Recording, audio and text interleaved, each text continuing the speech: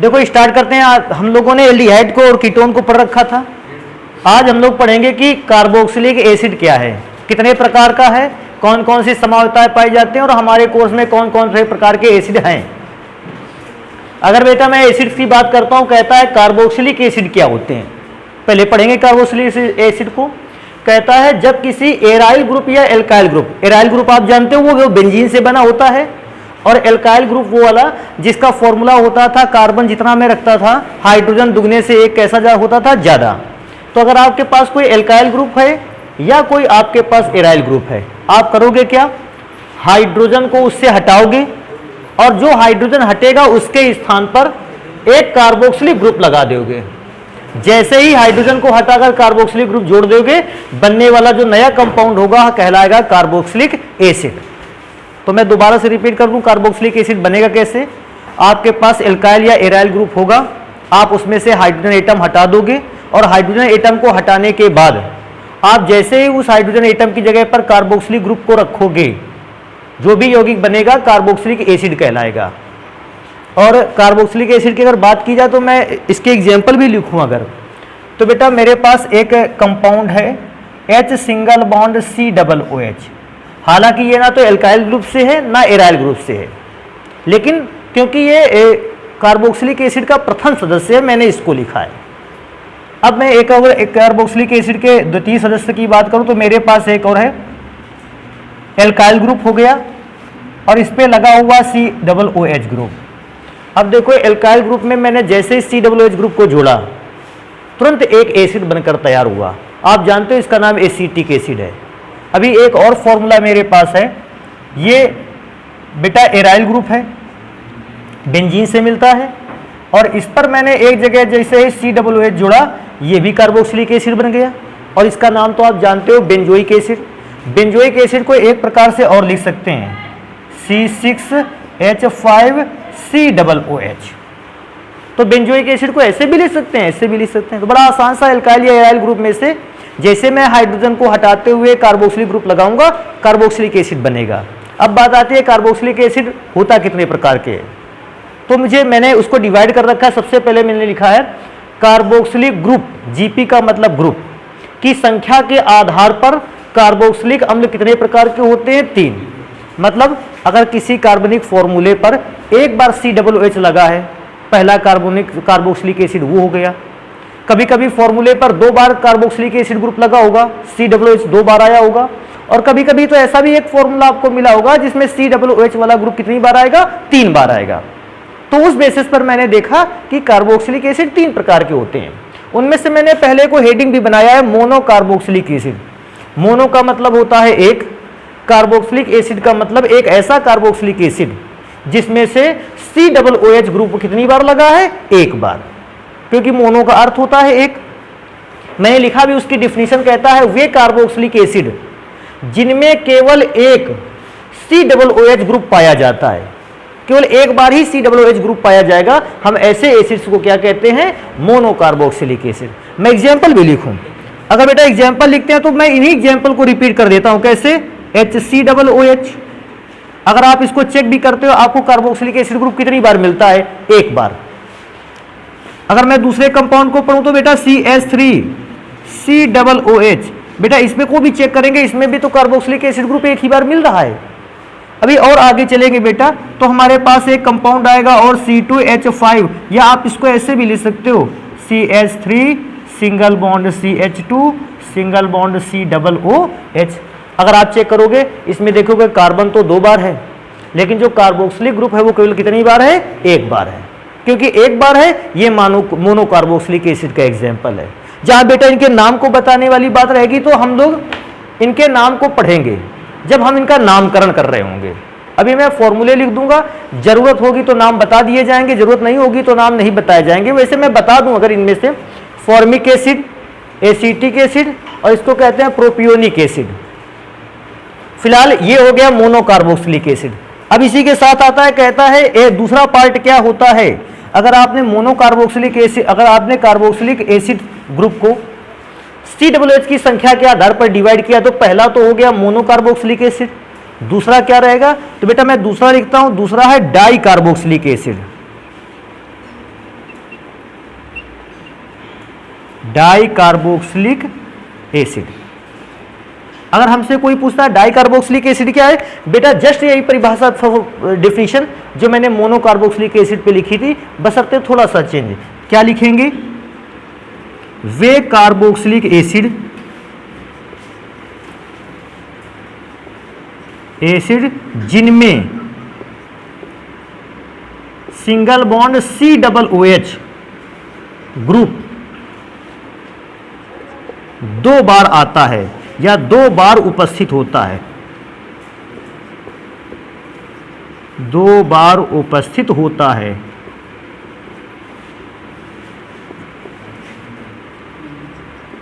Di carboxylic acid कहलाते हैं। Di carboxylic acid कहलाते हैं। अब बेटा डाई कार्बोक्सिलिक एसिड में तो बड़ा आसान सा रहा, आपने बताया कि जो COOH ग्रुप मिलेगा वो कितनी बार मिलेगा, 2 बार मिलेगा। मैं इसको भी चेक करता हूं आखिर डाई कार्बोक्सिलिक एसिड का एग्जाम्पल क्या हो सकता है। तो बेटा डाई कार्बोक्सिलिक एसिड का सबसे पहला एग्जाम्पल अगर आप चेक करोगे, इसको ध्यान से देखो, पहला एग्जाम्पल है COOH, सिंगल बॉन्ड COOH। अगर आप इसको चेक करोगे, देखो एक से ज्यादा बार 2 बार COOH ग्रुप है। बेटा इस COOH group, single bond COOH group को हम लोग कहते हैं इसको ऑक्जेलिक एसिड। अगर आप इसको चेक करोगे तो टमाटर में यही एसिड पाया जाता है, नाम है ऑक्जेलिक एसिड। ध्यान रखिएगा इसको, इसका नाम ऑक्जेलिक एसिड है, टमाटर पे पाया जाता है। मैं अगर इसी में से एक दूसरा एसिड लिखने की कोशिश करूं तो बेटा मेरे पास एक और एसिड है, देखो इसको लिख कैसे सकते हैं, COOH। तकरीबन साइक्लोहेक्सेन का फॉर्मूला, और साइक्लोहेक्सेन को साइक्लिक ना बनाया गया, सीधी चेन में, आप इसको सीधी चेन में भी लिख सकते थे, यहां पर COOH, यहां पर COOH। अगर आप इसको चेक करोगे तो इसका एक और नाम है एडिपिक एसिड। ध्यान रखोगे इसको, एडिपिक एसिड कहते हैं इसको। अगर इसके फॉर्मूले में से और एक आप चेक करोगे जो डाई कार्बोक्सिलिक होगा, बेटा ऐसे लिख सकते हो एक डाई कार्बोक्सिलिक एसिड CH2COOH। अगर मैं इसके नाम की बात करूंगा सक्सिनिक एसिड, तो हम इसको लिखे भी देते हैं सक्सिनिक एसिड। तो ध्यान रखना बेटा इस बात को, सबसे पहली बात, अगर कोई हमसे कहता है डाई कार्बोक्सिलिक एसिड बताओ, तो हम बताएंगे डाई कार्बोक्सिलिक एसिड वो एसिड होता है जिसमें COOH वाला ग्रुप कितनी बार हो, 2 बार। मैंने पहला एसिड देखा, हाँ COOH ग्रुप 2 बार है, इसका नाम पूछेगा ऑक्जेलिक एसिड। मैं लिखे भी देता हूं oxalic acid, oxalic acid. Oxalic acid में COOH ग्रुप 2 बार होता है। मैं नेक्स्ट कंपाउंड को पढ़ूंगा एडिपिक एसिड। एडिपिक एसिड में भी COOH ग्रुप 2 बार। अगर मैं तीसरा कंपाउंड पढ़ता हूं सक्सिनिक एसिड, तो सक्सिनिक एसिड में COOH single bond CH2, single bond CH2, single bond COOH, इसको कहते हैं सक्सिनिक एसिड। और सक्सिनिक एसिड में भी बेटा COOH ग्रुप 2 बार पाया जाता है। तो इस हिसाब से जो ये एग्जाम्पल लिखे हुए हैं, ये सारे के सारे एग्जाम्पल हैं डाई कार्बोक्सिलिक एसिड के। अब बेटा मैं बात करूंगा कि डाई कार्बोक्सिलिक एसिड के बाद COOH ग्रुप की संख्या के आधार पर एसिड एक और होना चाहिए। क्यों? क्योंकि हमने लिख रखा था ये तो 3 प्रकार के होते हैं, और हमने अभी तक कितने प्रकार के पढ़े हैं, 2, मोनोकार्बोक्सिलिक एसिड और डाई कार्बोक्सिलिक एसिड। अब मुझे तीसरे प्रकार का कार्बोक्सिलिक एसिड पढ़ना चाहिए, और मैं उसको भी जानता हूं, उसमें COOH ग्रुप कितनी बार होना चाहिए, 3 बार। तो नेक्स्ट नंबर पे चलेंगे, सी पार्ट पढ़ेंगे इसका, क्या कहेंगे, ट्राई कार्बोक्सिलिक एसिड। बेटा ट्राई कार्बोक्सिलिक एसिड की बात करेगा तो फिर से हम तकरीबन वही डेफिनेशन बताएंगे, क्या कि वे कार्बोक्सिलिक एसिड जिनमें COOH ग्रुप जो होता है वो कितनी बार पाया जाएगा, 3 बार पाया जाएगा। तो इसको लिखना स्टार्ट करते हैं, क्या कहेंगे, वे कार्बोक्सिलिक एसिड जिनमें सिंगल बॉन्ड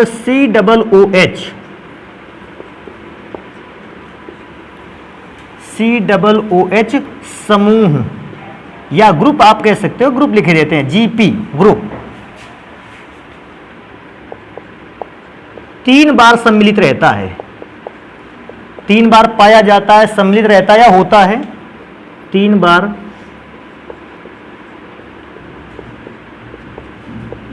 सम्मिलित रहता है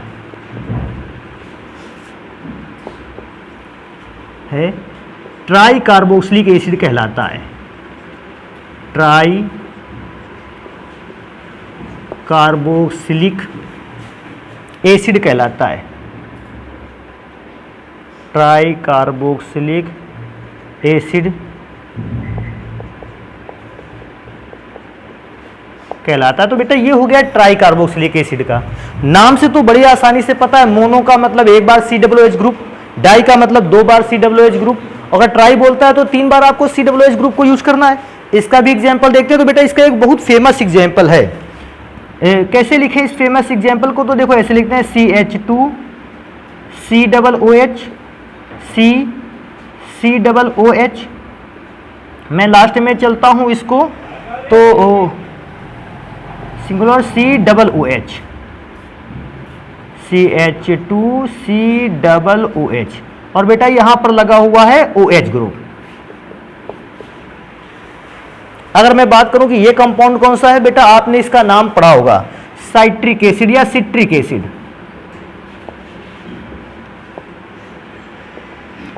अब सिट्रिक एसिड के विषय में अगर बताया जाए, जितने भी आपको रसेदार और खट्टे फल मिलते हैं, जैसे नींबू, संतरा, चकोतरा, जितने भी खट्टे फल हैं और रसेदार फल हैं, इन सभी फलों में साइट्रस फैमिली का ही सदस्य कोई ना कोई पाया जाता है।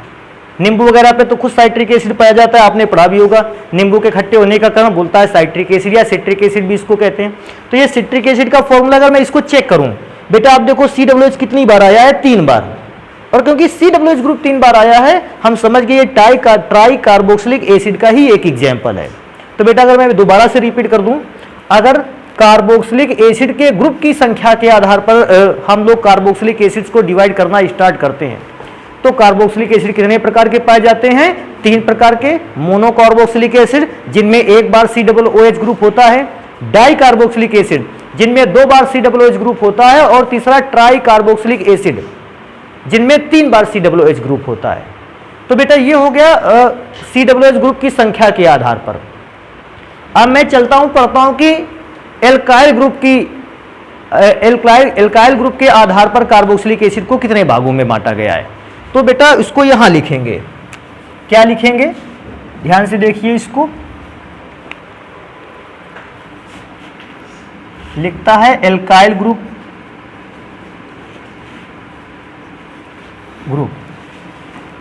की प्रकृति के आधार पर,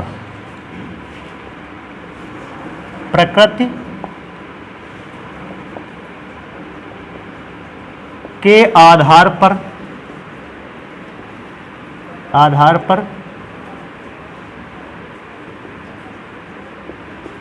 कार्बोक्सिलिक एसिड्स का वर्गीकरण।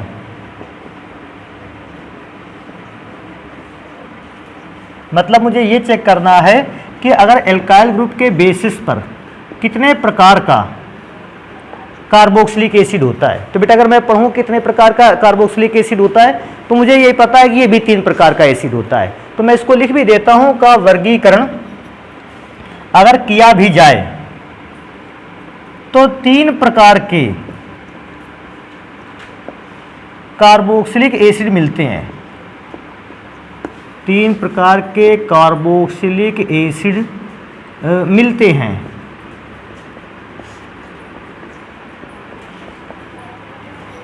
तो एल्काइल ग्रुप के प्रकृति के आधार पर कार्बोक्सिलिक एसिड इस बार हमको अलग अलग करना है। तो बोलता है अगर एल्काइल ग्रुप के बेसिस पर भी आप कार्बोक्सिलिक एसिड को डिवाइड करना चाहते हो, वो भी कितने प्रकार का होता है? 3 प्रकार का कार्बोक्सिलिक एसिड होता है। मैं पढ़ के सुना दूं कौन कौन सा कार्बोक्सिलिक एसिड। पहला संतृप्त कार्बोक्सिलिक एसिड, दूसरा आता है असंतृप्त कार्बोक्सिलिक एसिड, और तीसरा आता है प्रतिस्थापित कार्बोक्सिलिक एसिड। अब संतृप्त असंतृप्त तो मैं जान जाऊंगा कैसे, लेकिन प्रतिस्थापित को थोड़ा सा देखना पड़ेगा। देखना कैसे पड़ेगा? पहले इसको सॉल्व करते हैं, नहीं सॉल्व करते हैं। तो सबसे पहला लिखेंगे हम लोग संतृप्त कार्बोक्सिलिक एसिड। बेटा फर्स्ट पार्ट है, हम इसको बताएंगे कि संतृप्त कार्बोक्सिलिक एसिड या संतृप्त को हम लोग बोलते हैं सैचुरेटेड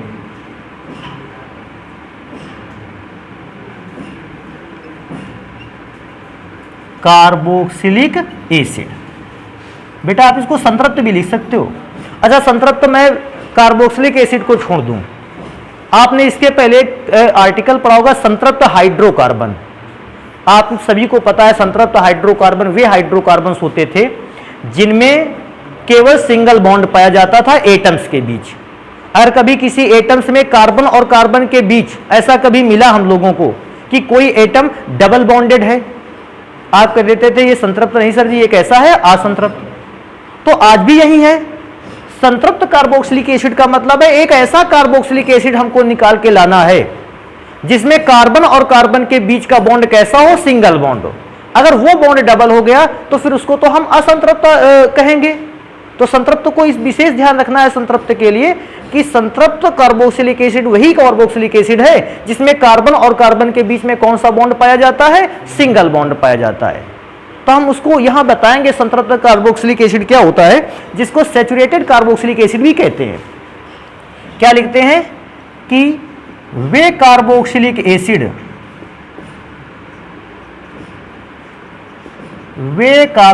एसिड जिनमें कार्बन एटम के बीच या कार्बन परमाणुओं के बीच,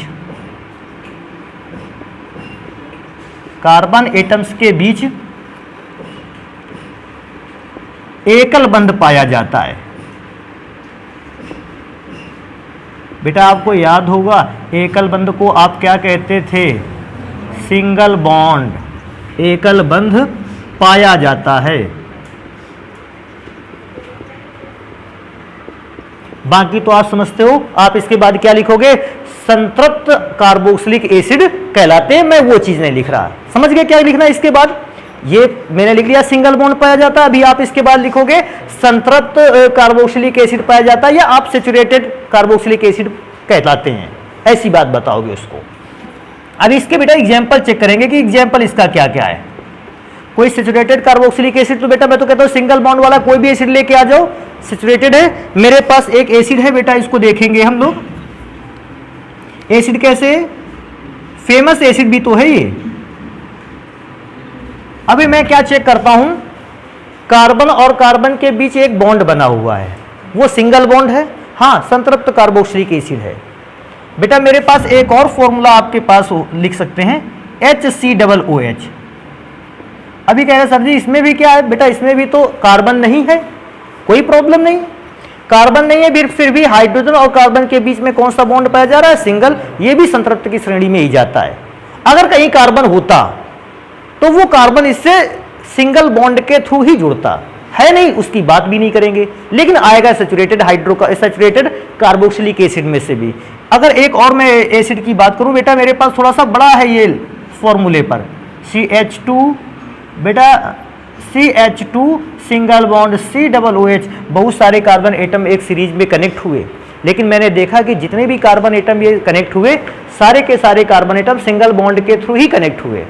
मैं समझ गया कि ये कैसे सैचुरेटेड कार्बोक्सिलिक एसिड है। तो सैचुरेटेड कार्बोक्सिलिक एसिड में कार्बन एटम्स की संख्या चाहे जितनी हो जाए, लेकिन ध्यान रखने वाली बात है कि कार्बन के जितने भी एटम हों उन सब के बीच में कौन सा बॉन्ड वर्क करे, सिंगल बॉन्ड वर्क करे, सैचुरेटेड कार्बोक्सिलिक एसिड होते हैं। तो सैचुरेटेड के बाद ये तो फर्स्ट पार्ट हो गया कि एल्किल ग्रुप की प्रकृति के बेसिस पर पहला हो गया। अब मैं एल्किल ग्रुप के बेसिस पर अगर देखूंगा दूसरा कार्बोक्सिलिक एसिड क्या होता है, तो मैं पार्ट यहां बेटा बी डाल रहा। अब इसका नाम है अनसैचुरेटेड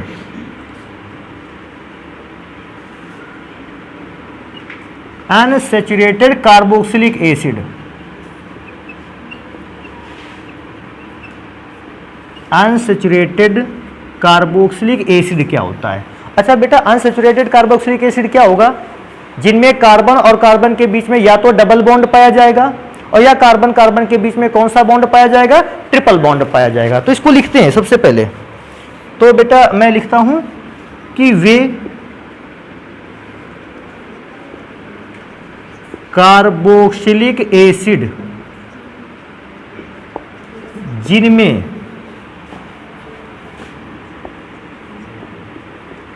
कार्बन एटम्स के बीच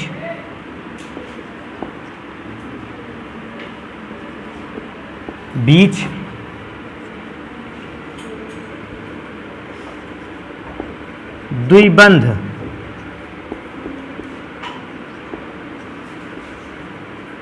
और बेटा द्विबंध के अलावा एक और बॉन्ड भी तो पाया जा सकता है, त्रिबंध, द्विबंध या त्रिबंध।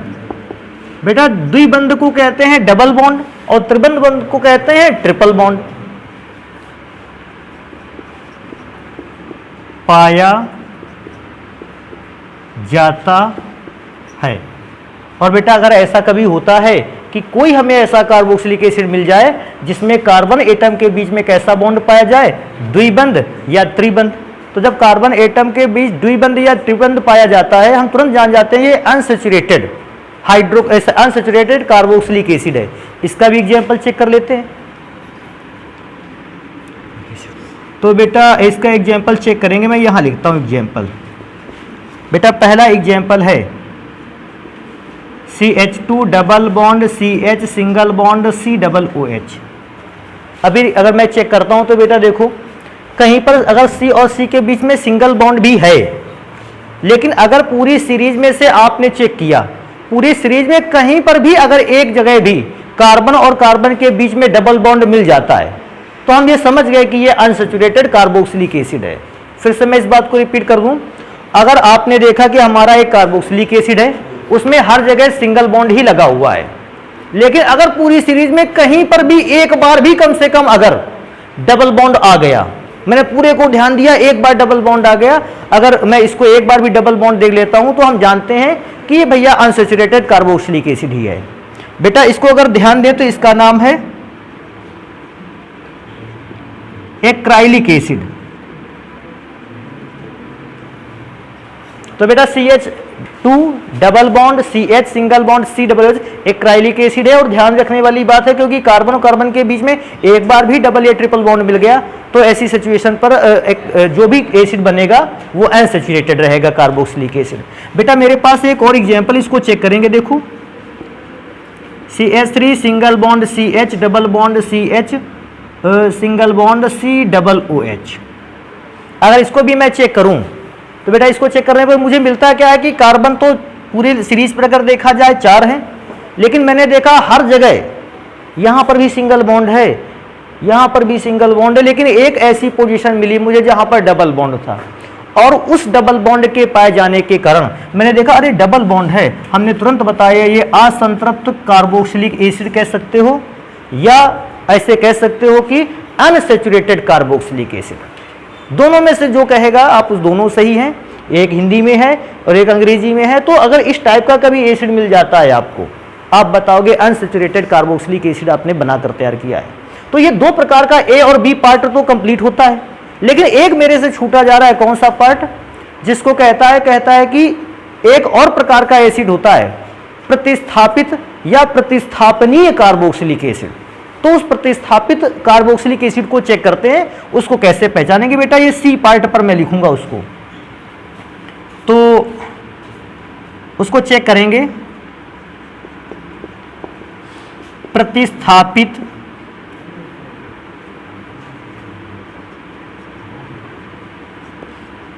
Carboxylic acid. अब प्रतिस्थापित कार्बोक्सिलिक एसिड को मैं पहले बता दूं होता क्या है। आपके पास कोई भी कार्बोक्सिलिक एसिड है, अगर उस कार्बोक्सिलिक एसिड में से एक हाइड्रोजन को हटाया जाए, कहां का हाइड्रोजन हटाया जाए ये भी सोचने वाली बात है।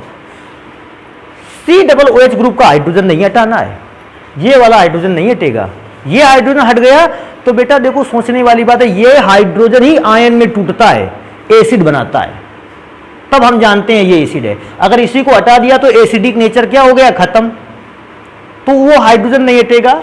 कार्बोक्सिलिक ग्रुप से जो कार्बन जुड़ा है उसका हाइड्रोजन हटेगा।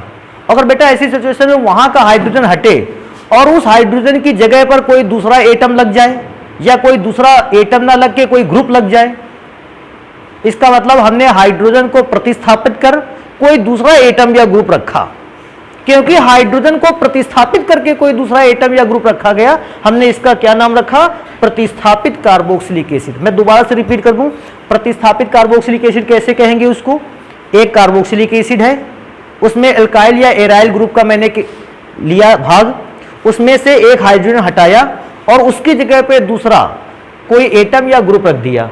क्योंकि हाइड्रोजन को प्रतिस्थापित कर दूसरा ग्रुप रखा गया, हमने उसका नाम दिया प्रतिस्थापित कार्बोक्सिलिक एसिड। तो सबसे पहले इसको परिभाषा लिखेंगे कि प्रतिस्थापित कार्बोक्सिलिक एसिड होता क्या है। क्या लिखेंगे कि जब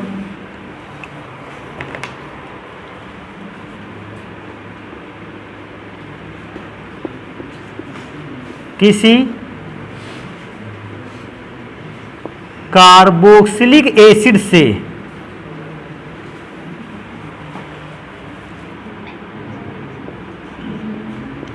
हाइड्रोजन एटम को प्रतिस्थापित कर,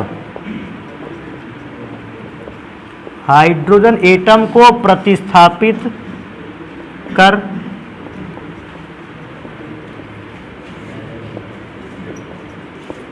उसके स्थान पर कोई दूसरा एटम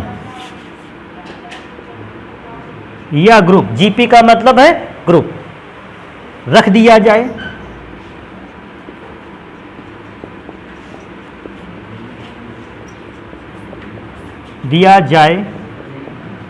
तो प्राप्त नया कार्बोक्सिलिक एसिड, तो प्राप्त नया कार्बोक्सिलिक एसिड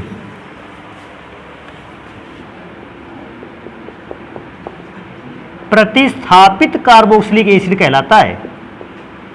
प्रतिस्थापित कार्बोक्सिलिक एसिड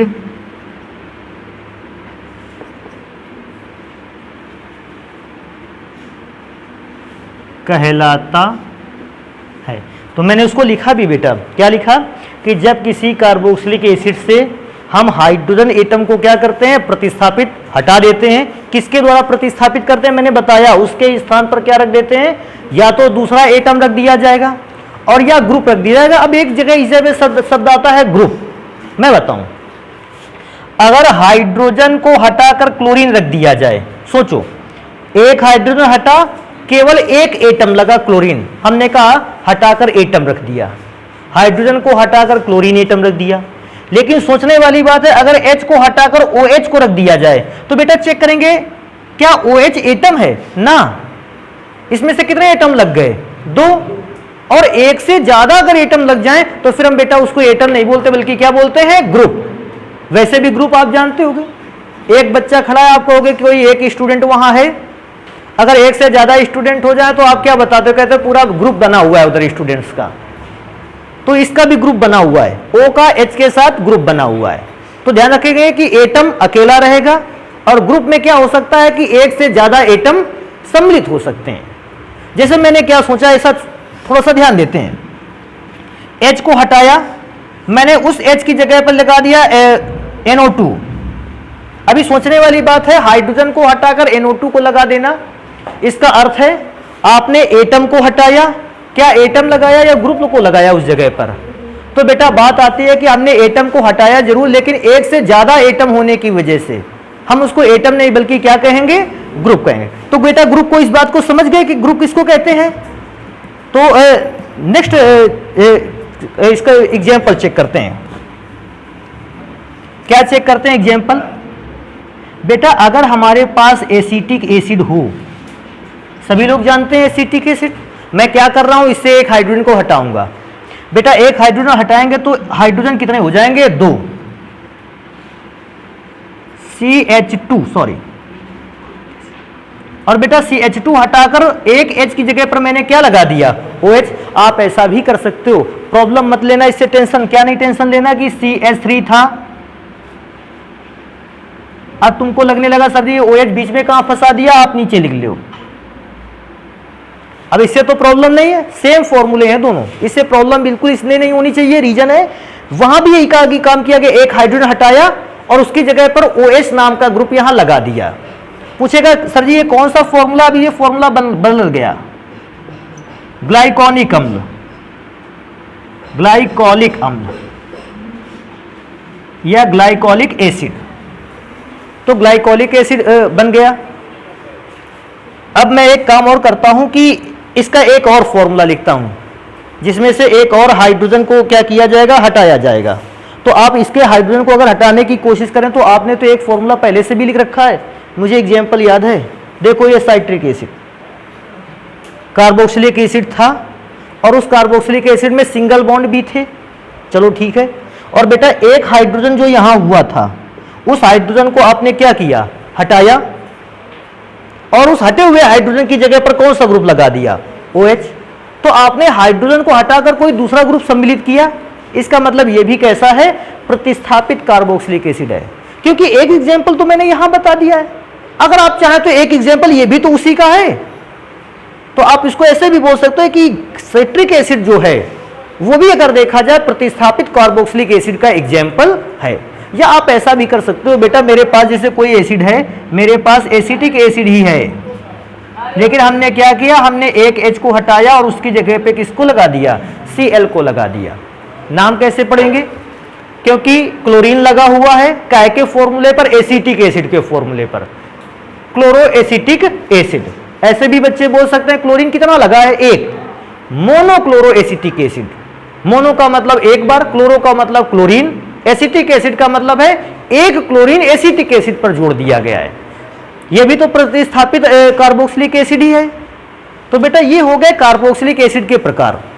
अब हम पढ़ते हैं क्या कि कार्बोक्सिलिक एसिड का अगर फॉर्मूला आ जाए तो हम उसका नामकरण कैसे करेंगे। सबसे पहले रूढ़ पद्धति में या सामान्य पद्धति में, और फिर इसके बाद IUPAC सिस्टम पर। तो इनको आप जल्दी से नोट कर लें, फिर आगे पढ़ते हैं उनको। बेटा अब आ जाते हैं कि कार्बोक्सिलिक एसिड का नामकरण कैसे किया जाए। वैसे किसी भी एसिड का नामकरण दो पद्धतियों पर हमें पढ़ना होता है, एक सामान्य या रूढ़ पद्धति पर और दूसरा हमें पढ़ना होता है IUPAC सिस्टम पर। तो भैया अभी मैं केवल सामान्य या रूढ़ पद्धति पर नाम पढ़ रहा हूं एसिड को। ज्यादातर एसिड के नाम कैसे लिए जाते हैं, एल्केनोइक एसिड, कार्बन 1 है मेथेनोइक एसिड, कार्बन 2 है एथेनोइक एसिड, इस प्रकार से तो एल्केनोइक एसिड लिए जाते हैं। तो मैं नाम पढ़ना स्टार्ट करूं उससे भी पहले मैं एक इंपॉर्टेंट चीज आपको बताऊंगा। क्या लिखता हूं मैं, उसको देखते हैं। उच्च अणुभार वाले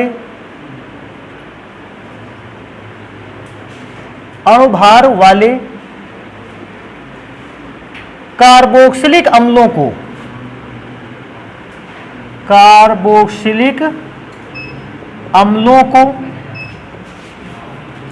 वसीय अम्ल कहते हैं।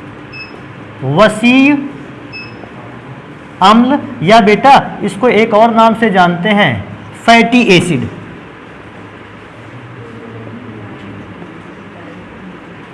फिर से ध्यान रखना बेटा इस चीज को, इंपॉर्टेंट नोट है। क्या इंपॉर्टेंट चीज है, अगर हम उच्च अणुभार वाले, सर जी कितना अणुभार उच्च हो, कार्बन 2 से ज्यादा कार्बन वाले, carbon 3, carbon 4, carbon 5, carbon 6 and so on. मतलब अगर कभी किसी एसिड में कार्बन से 3 या 3 से कैसे हैं ज्यादा, तो हम ऐसे कार्बोक्सिलिक एसिड को क्या कहते हैं, वसीय अम्ल या फैटी एसिड कहते हैं। इसको बिल्कुल दिमाग में रख लेना। जैसे कोई पूछता है फैटी एसिड, तो फैटी एसिड उसको कहते हैं जिसमें से कार्बन कितने होते हैं एसिड में, 3 या 3 से कैसा होता है ज्यादा। इसको बहुत ध्यान से याद रखना है अपना। अब हम स्टार्ट करते हैं नामकरण। बेटा देखो पहला एसिड मेरे पास है H, सिंगल बॉन्ड COOH, इसको कार्बन 1 है, इसको बेटा नाम है फॉर्मिक एसिड, ध्यान रखोगे। अब लोग बोलते हैं सर जी इसका नाम फॉर्मिक एसिड क्यों बन दिया, क्योंकि बेटा हमारे पास ये एसिड जो प्राप्त हुआ वो कहां से प्राप्त हुआ, भूरी चींटी से। वो जो ब्राउन कलर की चींटी आती है उससे मिलता है हमको ये, और उस ब्राउन कलर की चींटी को लैटिन की लैंग्वेज पे फॉर्मिका बोलते हैं बेटा। क्योंकि हमें ये एसिड कहां से प्राप्त हुआ, भूरी चींटी से, फॉर्मिका से मिला, हमने इस एसिड का नाम क्या रख दिया, फॉर्मिक एसिड। प्रॉब्लम तो नहीं किसी को इस चीज से। क्या हुआ कि रूढ़ पद्धति में ज्यादातर जो नेम है उसके सोर्स से हैं। कहाँ मिलेगा, ये मिलेगा ब्राउन कलर की वो चीटी पर मिलेगा, उसको क्या कहते हैं, फॉर्मिका। क्योंकि फॉर्मिका कहते हैं, हमने उससे प्राप्त हुए एसिड को नाम क्या दे दिया, फॉर्मिक एसिड। प्रॉब्लम तो नहीं किसी को। आगे चलते हैं नेक्स्ट नंबर पर। बेटा है एक एसिड और अपने यहाँ एसिटिक एसिड CH3COOH, इसका नाम हम लोगों ने क्या रखा है, एसिटिक एसिड। अभी आपको पता होगा ये दो नामों से आप जान सकते, एसिटिका मतलब गन्ने का पेड़ और एसीटम का मतलब होता है सिरका। तो क्योंकि हमको ये एसीटम, फिर मैं लिखे देता हूं, एसीटम का मतलब क्या होता है, सिरका। आप इस बात को तो जानते ही होंगे, क्योंकि एसिटिक एसिड हमको कहां से मिला, सिरका से। हमें इसका नाम क्या रखना चाहिए, तो हम इसका नाम एथेनोइक एसिड भी रख सकते थे, लेकिन मैंने सबसे पहले चेक किया कि ये जो एसिड है ये कहां पाया जाता है, सिरके में, और सिरके का नाम क्या है, एसीटम। तो एसीटम के नाम के बेसिस पर, क्योंकि ये एसिड एसीटम से मिला है, हमने इस एसिड का नाम क्या रख दिया, एसिटिक एसिड। नेक्स्ट नंबर पे चलते हैं, थर्ड नंबर। बेटा carbon 3 CH3 CH2 COOH, carbon के 3 एटम हैं। इसका नाम क्या है, इसका नाम है बेटा प्रोपियोनिक एसिड। अब प्रोपियोनिक क्यों नाम पड़ा, मैं इसको बताऊं। ये दो शब्दों से मिलकर बना है, पहला प्रो, दूसरा पियोन। दो शब्दों से मिलकर बना है, प्रो और दूसरा पियोन। प्रो का मतलब होता है प्रथम या प्रथम सदस्य, और पियोन का मतलब होता है वसा। इसका मतलब मैंने बोला भी था अभी जस्ट। उच्च अणुभार वाले अम्लों को कौन सा अम्ल कहते हैं, वसी अम्ल कहते हैं या फैटी एसिड कहते हैं। और मैंने बताया फैटी एसिड कहां से मिलने स्टार्ट होते हैं, कार्बन 2 के बाद या कार्बन 3। कार्बन तो हाँ यार, इसमें कार्बन 1 2 3 है। ये वसी अम्ल का कैसा सदस्य है, पहला सदस्य है। तो प्रो का मतलब पहला सदस्य, कहां का पहला सदस्य, वसा। फैट पर जो एसिड पाया जाता है, या पहले फैट पर जो एसिड पाया जाता है, वही फैटी एसिड कौन सा है, कार्बन 3 वाला भी, 4 वाला भी, 5 वाला भी, 6 वाला भी, 7 वाला भी।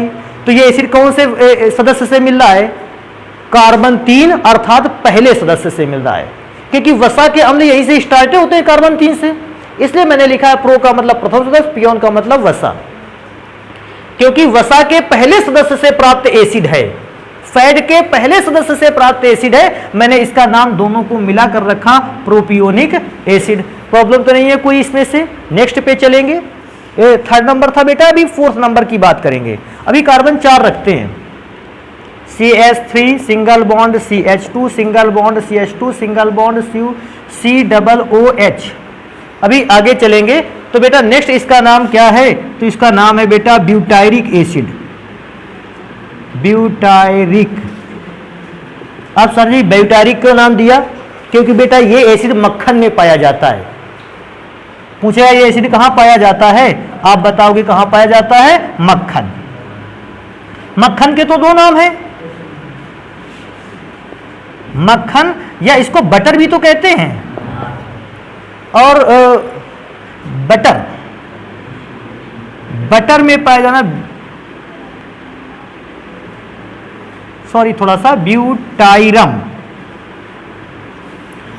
बटर में एक केमिकल पाया जाता है, कौन सा केमिकल पाया जाता है, ब्यूटाइरम।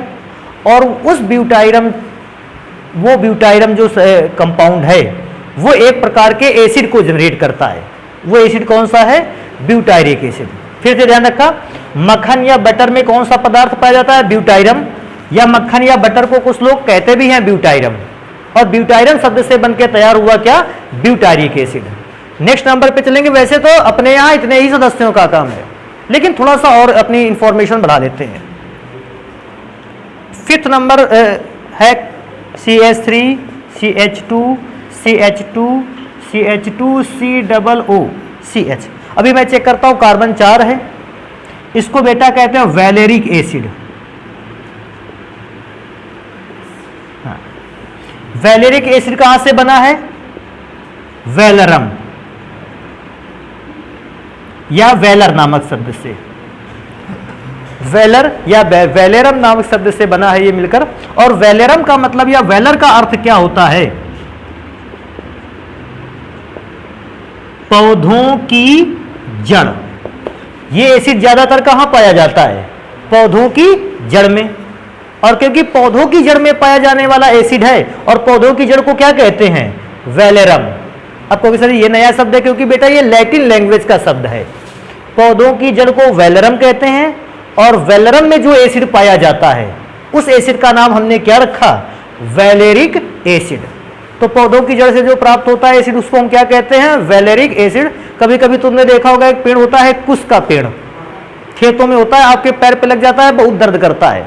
रीजन है उसमें पेड़ की जड़ आपके पैर में लग गई है, और उस पेड़ की जड़ में कौन सा एसिड था? वैलेरिक एसिड। और उस वैलेरिक एसिड ने जलन उत्पन्न कर रखी है। तो पेड़ की जड़ में जो एसिड पाया जाता है, पेड़ की जड़ को पहले तो कहते क्या है? वैलरम या वैलर। आप वैलर भी लिख सकते हो इसको केवल। तो पेड़ की जड़ में क्योंकि वैलर होता है, उसको वैलर कहते हैं, उसमें पाया जाने वाला एसिड वैलेरिक एसिड।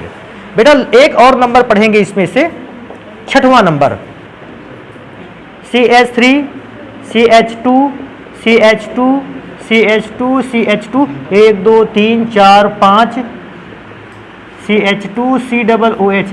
मैं चेक करूंगा कार्बन कितने होते हैं? 6। 1 2 3 4 5 6। इसमें से हो कितने गए? 2 2 4 2 6। भैया एक बढ़ गया, COOH। अब COOH इसको कहते क्या है? इसको कहते हैं कैप्रोइक एसिड।